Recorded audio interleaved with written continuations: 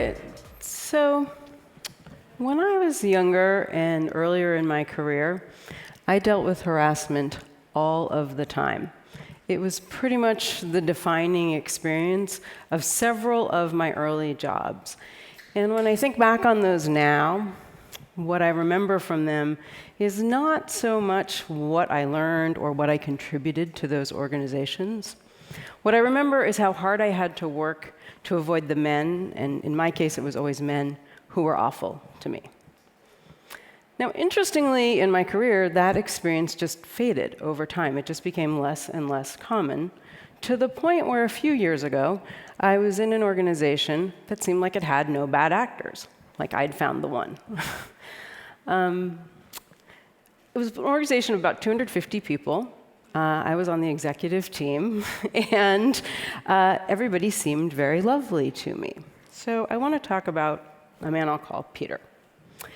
He was a mid-level designer in his 30s, a white guy. He was the first person to ask me out for coffee on my very first day on the job.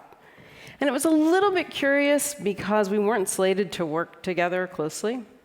But it was fine. We went to coffee, it was nice, it was friendly. He shared almost too much information about the org's past problems, and then I didn't think too much of it.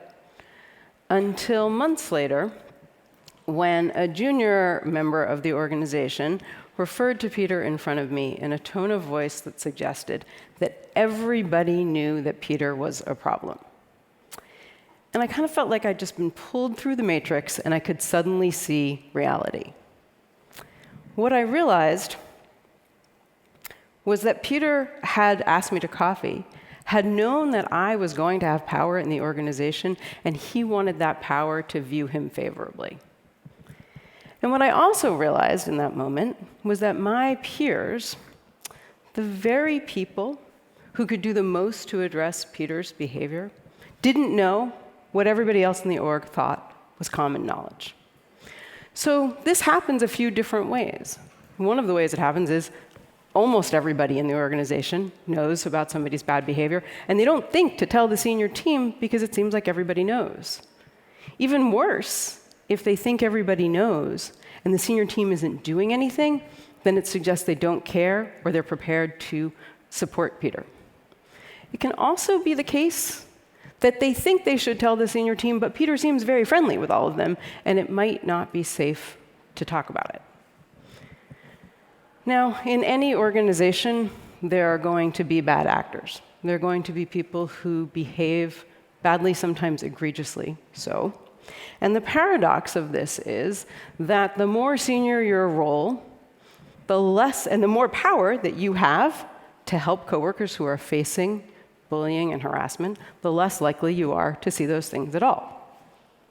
Now, that's because harassment and bullying are attempts to exert power over people who don't have it. And the power dynamics are critical to understand. If harassers and bulliers think you already have power, they're not coming after you. Typically, they are looking for people they have status over, and that status could come from the org chart, they have a higher title, or it could come from social systems like white supremacy or patriarchy. It often comes from both, which is sort of the worst possible combination. So what's interesting about the point in time when I realized that Peter was a problem, I had for years at that point been working on diversity, equity, inclusion, and access at work. I had like an undergraduate degree in gender studies and like a pretty good understanding of systems of oppression, and yet I was stunned. Like, I can't overestimate that. I was stunned to realize that I had passively become a reinforcing part of the very type of harassment that I had struggled against for years. And that was not the last surprise. So at my next organization, I was posting about this dynamic in Slack. I was saying to people that if you see something, say something, because I won't see things that you're experiencing or observing. And two cis, straight, white men, managers of managers, reached out to me individually to say that they were glad I was talking about this because they had never experienced harassment and they wanted to know what to look for. One of them just said to me, I've been a straight white guy my whole life, nobody harasses me. I I got like sucked through the matrix again. I couldn't imagine that something that had been like the central part of my life for years was something that other people in positions of power at work had no idea what it looked like. Now, obviously the internet exists, and I recommended they do some reading. There's lots you can learn about what it looks like and what it feels like. But what I also came to think was that they were asking the wrong question.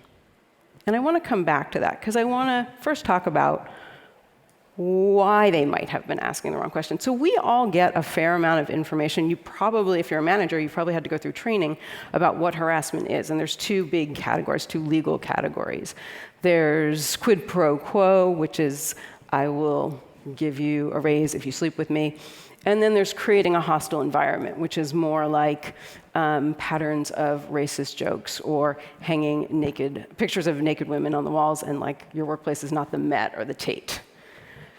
Harassment and bullying, though, are usually somewhere in between those things. They're not quite so easily defined. And in fact, you probably won't see them at all. So when we say, what should I be looking for? It's going to be hard, because it usually looks like this to the people who are the targets of it. It's unwanted invitations, it's unwanted attention, it's unwanted touching, it's unwanted online interactions. And the thing is, not only do you not see most of these are like individual kinds of interactions that are hidden from you. I mean, online interactions is right, it's DMs, like you don't know, you don't see it. You're not going to see this stuff, but also if you're not the target, you don't know if it's unwanted. So in the end, the question is not, how can I look out for this? There are, of course, things you should look out for, but more important is, how do we create the conditions so that other people will tell us when they see it and when they experience it? So I just want to spend a few minutes here talking about 5 things I have done to make it easy for people to tell me. So the first is that I post periodic messages in Slack, in some public Slack channel, usually a couple times a year, explaining that even if this is the biggest thing somebody else is experiencing at work, I probably can't see it. I want to help, but I need their help to see it. I hold skip-level meetings with everybody in my org, and I want to note this is all relevant if your organization is 3 people or it's 300,000 people. This stuff applies. But if you have a big organization of skips, part of the reason to do it is so that they have a personal relationship. And you can do group skips to get there and then encourage people to come to you one-on-one if they have more. If they have more they need to talk about. I do that, it works really well. I welcome and cultivate professional one-on-one relationships with junior people throughout the organization. They often know about things that are going on, and they need help outside their reporting chain to get things sorted. I talk pretty often about inequity so that people know that the values that I have and the culture that I'm trying to create in the organization. And most importantly, and this is the hardest one by far, is that I'm unsurprised when I hear that somebody in the organization who has social or organizational power has been very difficult with somebody who's been very friendly to me.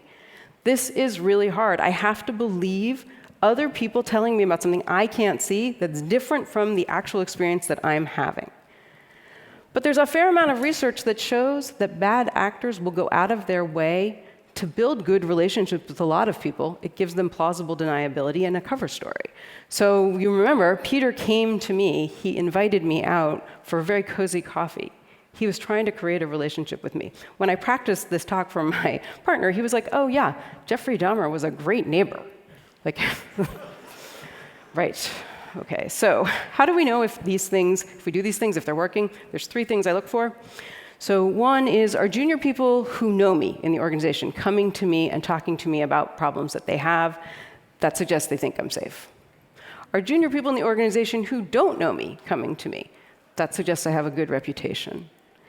And then, are people who report to me bringing up power dynamics on their team so that we can work on the issues together? That suggests they know that I care about these things, and I'm going to try to work with them to sort it out. So in the end, we all have to ask ourselves as leaders, are people talking to me about harassment and bullying that they see or experience? And the thing is, if they're not talking to us about it, it doesn't mean it's not happening. It just means we aren't seeing something very vital that is almost certainly all around us. So if you aren't hearing about it, it's time to take action to ensure that you do. Thank you so much.